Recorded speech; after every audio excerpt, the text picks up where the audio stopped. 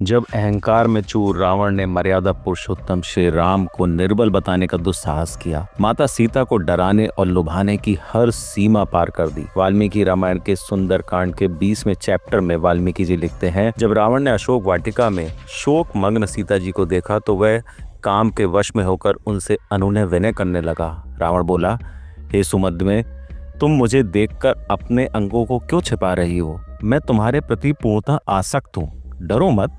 राक्षसों का तो यह स्वभाव ही है कि वो पराई स्त्रियों का हरण करें, किंतु मैं तुम्हें तब तक स्पर्श नहीं करूंगा जब तक तुम स्वयं मुझे स्वीकार न कर लो। हे सीते, तुम्हारी यह तपस्विनी वेशभूषा, यह भूमि पर शयन और यह मलिनता तुम्हारे सौंदर्य के योग नहीं है। मेरी पत्नी बन जाओ, तुम समस्त लंका की स्वामिनी बन जाओगी। मेरे पास अपार धन, वैभव और बल है। मेरे अधीन जितने भी राजा और देवता हैं वह सब तुम्हारी सेवा करेंगे।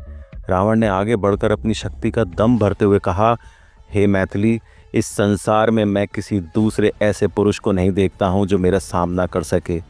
मेरे सामने कोई प्रतिबंध टिक नहीं पाता। राम अब तुम्हारे किसी काम का नहीं है। वह तो राज्य से वंचित वनवासी और तपस्वी है। उसके पास न सेना है न सामर्थ्य है।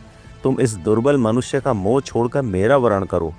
अब तो मुझे यह संदेह होने लगा है कि वह जीवित भी है या नहीं। राम तो न तप से, न बल से, न पराक्रम से, न धन से और न तेज अथवा यश के द्वारा ही मेरी समानता कर सकते हैं। मैं तुम्हें वचन देता हूँ कि मेरी सभी रानियां तुम्हारी दासी बनकर रहेंगी। तुम इस समय यौवन की अवस्था में हो, इसे व्यर्थ मत जाने दो। मेरे साथ दिव्य विमानों पर विहार करो और समस्त सुखों का भोग करो।